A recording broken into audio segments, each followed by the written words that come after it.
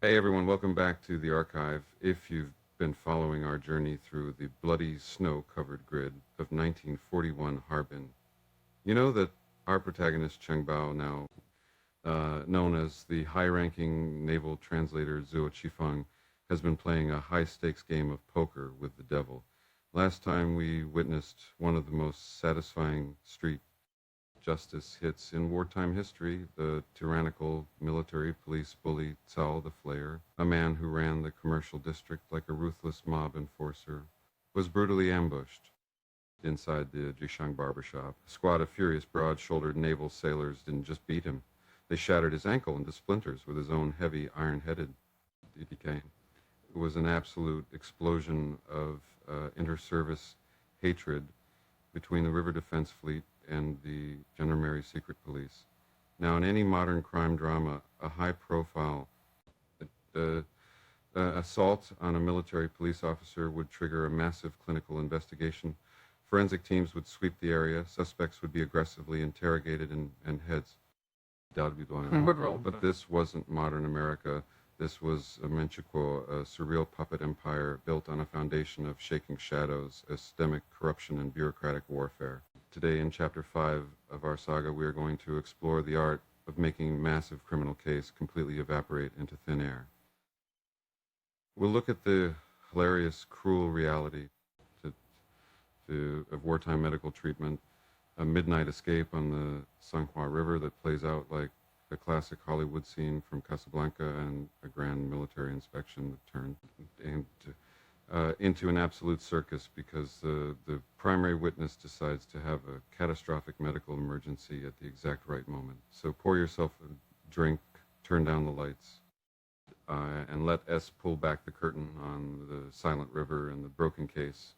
Our story picks up in the immediate bloody aftermath of the barbershop massacre. Zhao Flair was carried into the naval base medical clinic on a canvas stretcher, howling like a stuck pig.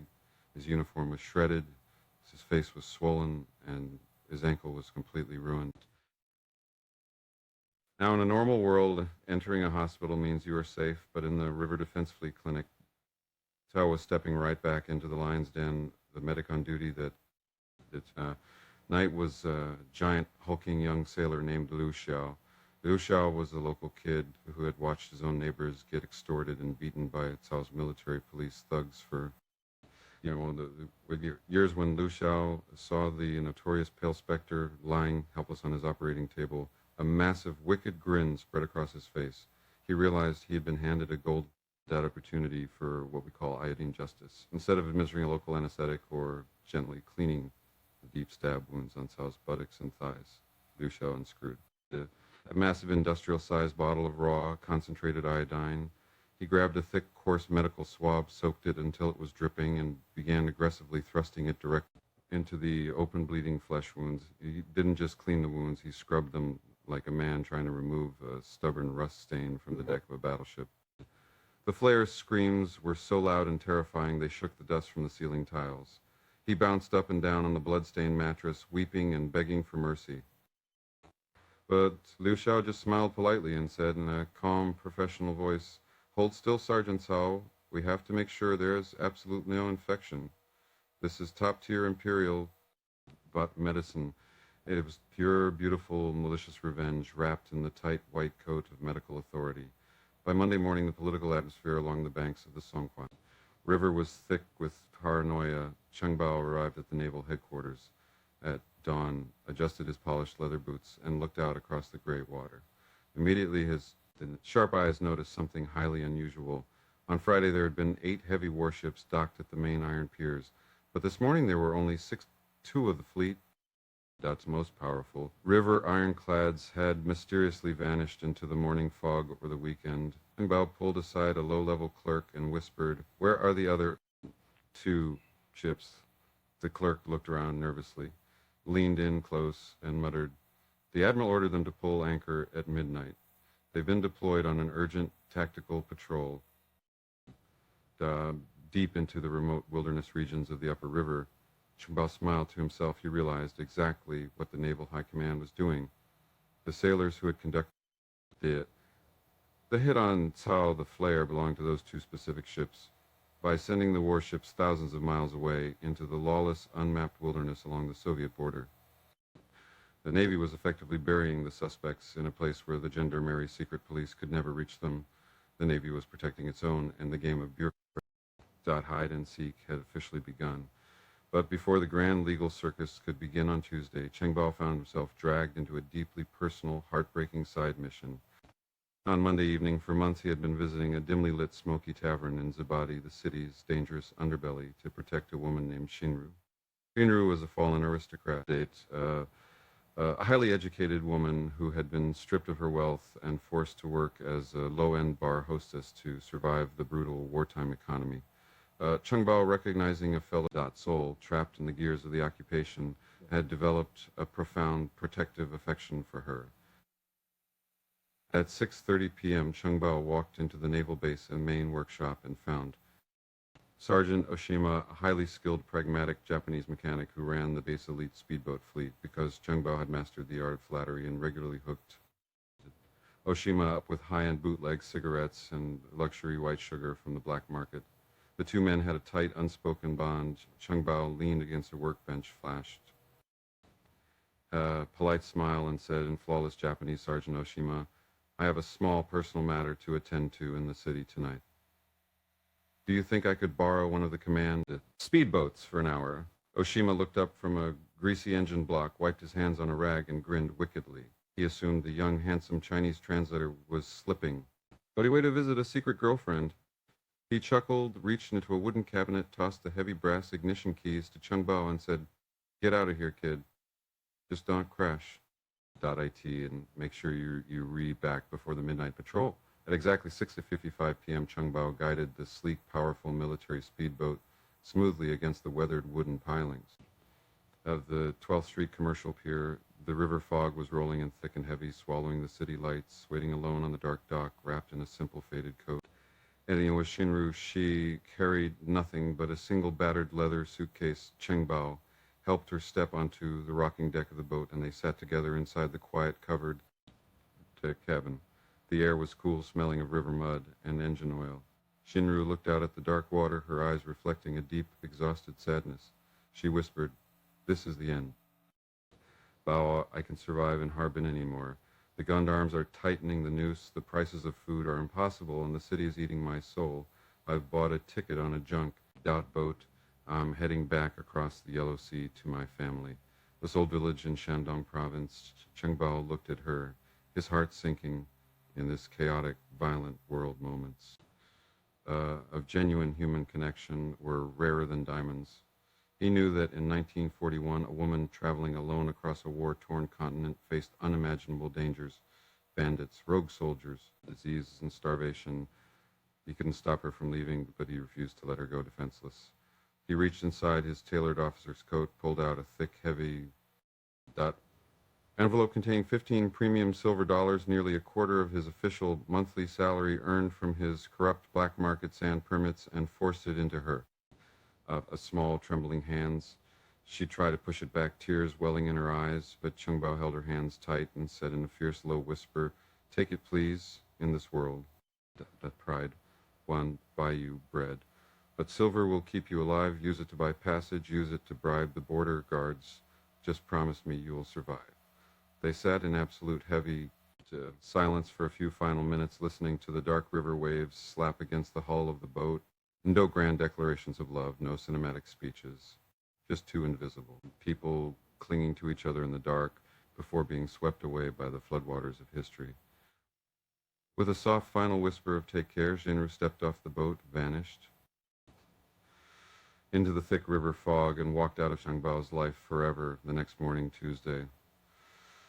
The romance of the river fog was completely obliterated by the harsh ridiculous, the reality of military bureaucracy. The grand investigation was officially underway. A heavy iron-hulled naval command launch pulled away from the main pier. Sitting inside the .SAM cabin was a terrifying assembly of the regime's high command, ruthless Japanese naval advisors, stone-faced gendarmerie, secret police officers, and our protagonist, Cheng Bao, acting as the official translator. But sitting right in the center of this powerful group looking like a man awaiting a date with the electric chair, was old manager Feng. The poor elderly owner of the Jixiang barbershop Feng was the only civilian witness who had looked directly into the faces of the 4 sailors who had mutilated Cao. The flare, the gendarmes had dragged him out of his bed at bayonet point, threatening to execute his entire family if he failed to identify the attackers. The poor man was paralyzed with terror. His face was green, his hands were shaking so violently he kept spilling his tea, and his eyes were darting around the river like a trapped animal. The naval launch traveled out into the deep center of the Songhua River, where the massive, heavily armed warships of the Second Fleet were anchored in a menacing line. The launch pulled alongside, the flagship standing at the top of the gangplank with his arms crossed over his chest, and a look of absolute mocking contempt on his face was the Japanese fleet captain, Captain Sasaki. Sasaki was a proud, decorated naval veteran, and he absolutely loathed the Gendarmerie secret police. He viewed them as political thugs and bullies who had no place interfering with his naval crews. The Gendarmerie colonel stepped onto the deck, tapped his leather riding crop against his boot, and barked at Chengbao, "Tell the captain to line up his entire engine room crew on the deck immediately for identification." Chengbao translated the order. Captain Sasaki smiled, coldly nodded, and blew a sharp silver whistle. What followed can only be described as a piece of pure live-action political satire. 30 naval sailors marched out onto the sunny deck and stood in a rigid military. Not line, but they didn't look like soldiers. They looked like a troupe of demonic circus performers. Following secret orders from Captain Sasaki, the sailors had completely sabotaged their own appearance. Some were crossing their eyes so severely they looked deformed. Others were violently twisting their mouths to one side or pulling their ears down like cartoon characters. But the engine room crew had taken it to an artistic extreme. They had completely covered their heads, faces, necks, and hands in thick, greasy black engine of oil and charcoal dust. One young creative sailor had used the sticky black grease to paint a perfect, terrifying, intricate replica of a traditional Chinese opera mask directly onto his skin. He stood at absolute military attention, staring directly into the eyes of the Gendarmerie colonel with a face that looked like an ancient god of war. The Gendarmerie colonel's face turned an angry, deep shade of crimson. He realized he was being openly mocked, but because the sailors were technically following the letter of the law by lining up, he couldn't arrest them. He turned to the trembling barbershop owner, grabbed the old man by his collar, dragged him down the line, and roared, "Look at them. Look at their eyes." Which one of these black-faced bastards broke Cao's leg? Poor manager. Feng looked at the first sailor, who crossed his eyes and stuck out his tongue. He looked at the second sailor, who was covered in pitch-black grease. The psychological pressure, the threat of execution, and the surreal terror of the situation finally reached a breaking point. The old man's eyes suddenly rolled completely back into his head, showing nothing but white, a ragged, choking gasp escaped his throat. He collapsed face first onto the hard iron deck, his arms and legs locking into violent, uncontrollable convulsions. He was having a massive, full-blown epileptic seizure right at the feet of the Japanese high command. The deck erupted into absolute chaos. The naval medics rushed forward, shouting that the witness was dying. The Gendarmerie investigation was instantly ruined, completely derailed. But by a medical emergency that occurred at the exact right microsecond, Captain Saki shrugged his shoulders, looked at the furious Gendarmerie colonel, and said with a mocking, "Well, Colonel, it seems your primary witness is broken. Unless you have any other proof, my men have an empire to defend to clear off my ship." The gendarmes had no choice. Dragged the unconscious, twitching barbershop owner back onto the launch and retreated to the city in absolute humiliating defeat. The case against the River Navy was broken, got closed and buried forever in the muddy depths of the Songhua River. That was the ultimate victory for the River Defense Fleet. They had beaten the system, protected their sailors. Yeah, and humiliated the most feared secret police force in the city. But as Chengbao stood at the rear of the retreating launch, watching the massive iron warships fade back into the thick river fog. He didn't feel like celebrating. He felt a profound cold emptiness inside his chest. He realized that this entire magnificent apparatus, the brilliant art, ever flattery thought of flattery, the corrupt sandtag permits that filled his pockets with gold, the powerful military factions that could bend the law at their whim, was nothing but a beautiful, a deadly illusion. It was a machine built on shadows, fueled by betrayal, and completely indifferent to human life. Saul the Flayer was crippled and discarded. Old Manager Fung was terrorized into a medical collapse, and Shinru was floating away on a fragile wooden junk boat across a dangerous sea. Cheng Bao had survived another day on his razor-thin tightrope. He was wealthy, he was respected, and his imperial masters viewed him as an indispensable asset. But as the winter wind began to blow across the Songhua River, bringing with it the distant ominous rumbling of a global war that was turning catastrophic for the Axis powers, he knew that the sand beneath his feet was shifting. The farce was over, and a real storm was about to break. Thank you for listening to Orient Shadows Archive.